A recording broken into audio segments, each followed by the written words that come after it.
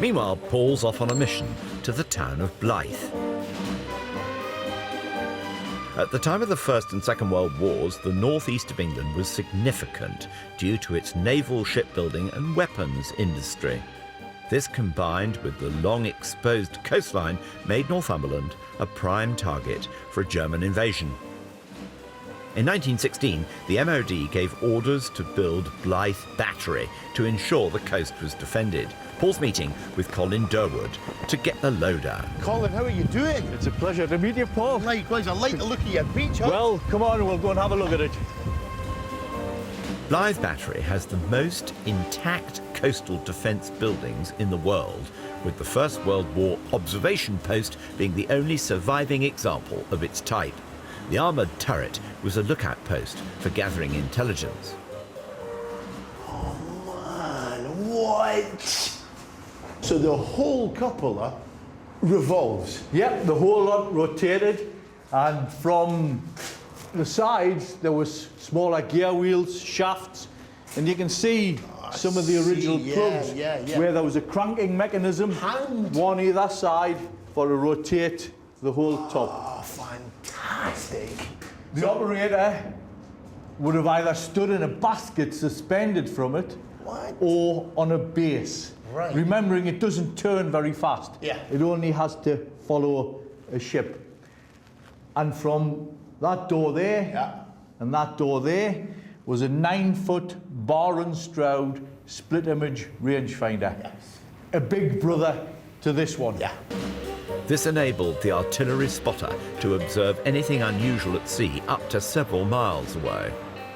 The information could have been passed downstairs, and they would have phoned it across to the gun platform, where the guns could have been loaded and ready to take enemy action. Oh my word. What a thought. I'd love to have been here in 1918. A howling gale blowing like today. Guys cranking the cupola and the Kaiserliche Marine cruising up there. Yeah, what? it would have been tremendous. Yeah, enemy action stations. It is absolutely, what a gem of a place. I think it's safe to say Paul is in his element. When World War II loomed, another battery post was built to strengthen defences.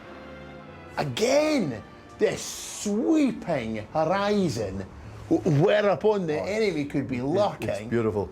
I mean, I've got to say, for the guy in 1918, we've quite terrifying the hum of a Zeppelin engine overhead.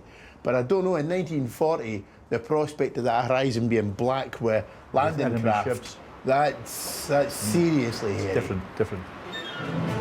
With the advent of World War II, the Blyth Battery was still a deterrent to a Northumberland invasion. And Colin, what number of men served here during the war? There was 5 officers and 110 regulars from Garrison Artillery, but they were supplemented by men of the Home Guard who used to come down from 1940. But by 1944, the threat of an invasion had subsided, and when all the regulars went away for the big push in Normandy, it was the Home Guard who ran this all by themselves. Dad's army.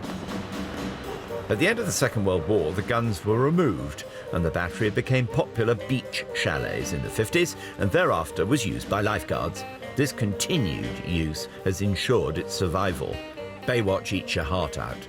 So we've gone from the Great War and Zeppelins, Second World War invasion threats, and now we're enjoying this as its legacy is educational, isn't it? It's an educational centre, exactly, yeah. So it's went from wartime to education in 100 years. Isn't that fantastic? Well, I've got to say, I have had the best couple of hours I've had in many a moon. Thank you very much, Colin. You've enjoyed it. Thank you. Blyth Battery is a lasting testimony of a small British town playing a vital role during the war effort and thankfully still survives to this day.